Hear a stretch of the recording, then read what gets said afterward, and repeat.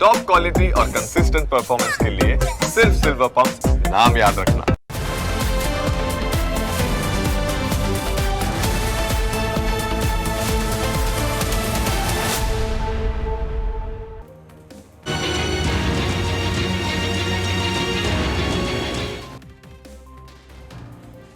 કેટલી ઘટનાઓ એવી હોય છે કે જેની હકીકત સાંભળીને તમને આશ્ચર્ય થાય, તમે પૂછો કે શું સાચે જ આવું બની શકે?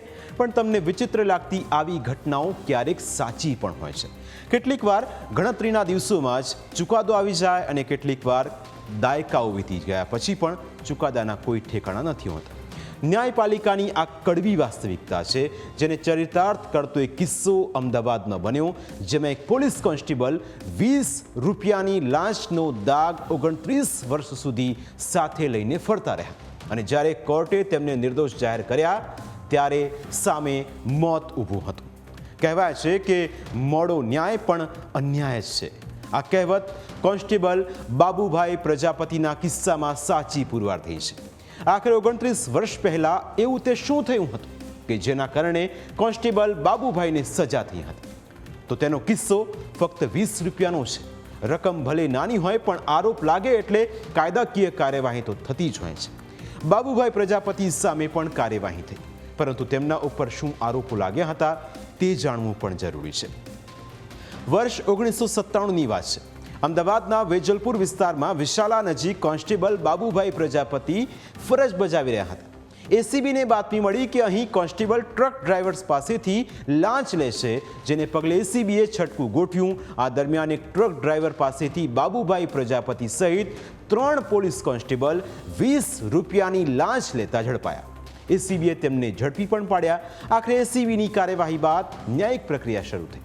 તમામ સુનાવણીઓ અને પક્ષકારોને સાંભળ્યા બાદ અમદાવાદ ડિસ્ટ્રિક્ટ કોર્ટે વર્ષ 2004માં બાબુભાઈ પ્રજાપતિ સહિત 3 પોલીસ કોન્સ્ટેબલને સજાનો હુકમ કર્યો. પરંતુ બાબુભાઈએ ગુનો કર્યો ન હોવાથી તેમને થાય શા માટે તેઓ સજા ભોગવે, તેમણે આ મુદ્દે લડત આપવાનું નક્કી કર્યું. આખરે તેમણે વર્ષ 2004માં ડિસ્ટ્રિક્ટ કોર્ટના ચુકાદાને ગુજરાત હાઈકોર્ટમાં પડકાર્યો. કોર્ટમાં તારીખ ઉપર તારીખ આવતી ગઈ પણ ચુકાદો ન આવ્યો. બાબુભાઈને જામીન તો મળી ગયા, પણ કોર્ટે હજુ સુધી કોર્ટનો ચુકાદો આપ્યો ન હતો. એટલે માથા ઉપર સતત ભાર હતો. જે ગુનો તેમણે કર્યો જ ન હતો તેને લઈ થયેલી બદનામીનો ભાર હતો. નોકરીમાં વેઠવી પડેલી મુશ્કેલીઓનો ભાર હતો. ખાખી વર્દી પર લાગેલા ખોટા આરોપનો પણ ભાર હતો અને આ ભાર હેઠળ તેઓ પોતાની જિંદગીના મૂલ્યવાન વર્ષો પસાર કરતા ગયા. આખરે 29 વર્ષ બાદ એ દિવસ પણ આવ્યો જ્યારે હાઈકોર્ટે આ કેસમાં ચુકાદો આપ્યો. હાઈકોર્ટે 4 ફેબ્રુઆરી 2026ના રોજ 20 રૂપિયાની લાંચ લેવાના કેસમાં ચુકાદો આપતા પોલીસ કોન્સ્ટેબલ બાબુભાઈ પ્રજાપતિને નિર્દોષ છોડી મૂકવાનો હુકમ કર્યો. 29 વર્ષની લાંબી ન્યાયિક લડત બાદ પોલીસ કોન્સ્ટેબલ બાબુભાઈ પ્રજાપતિ ખૂબ જ ખુશ હતા, કેમ કે તેમને 3 દાયકાથી જે આરોપોનો બોજ તેમના મન ઉપર લઈને ફરતા હતા તે બોજમાંથી હવે મુક્તિ મળી હતી. 4 ફેબ્રુઆરીએ જ્યારે ચુકાદો આવ્યો ત્યારે તેમના વકીલ નીતિન ગાંધીએ ઓફિસે મળવા માટે બોલાવ્યા. આ તે સમયના સીસીટીવી ફૂટેજ છે, જેમાં બાબુભાઈને જોઈ શકાય છે.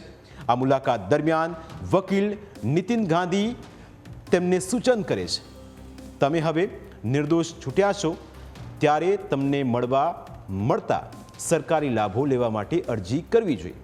વકીલના સૂચન પર બાબુભાઈ પ્રજાપતિ કહે છે કે હું નિર્દોષ છૂટી ગયો છું એટલે હાશ થઈ છે. તેઓ આગળ વકીલને કહે છે કે ભગવાન હવે મને લઈ લે તો સારું.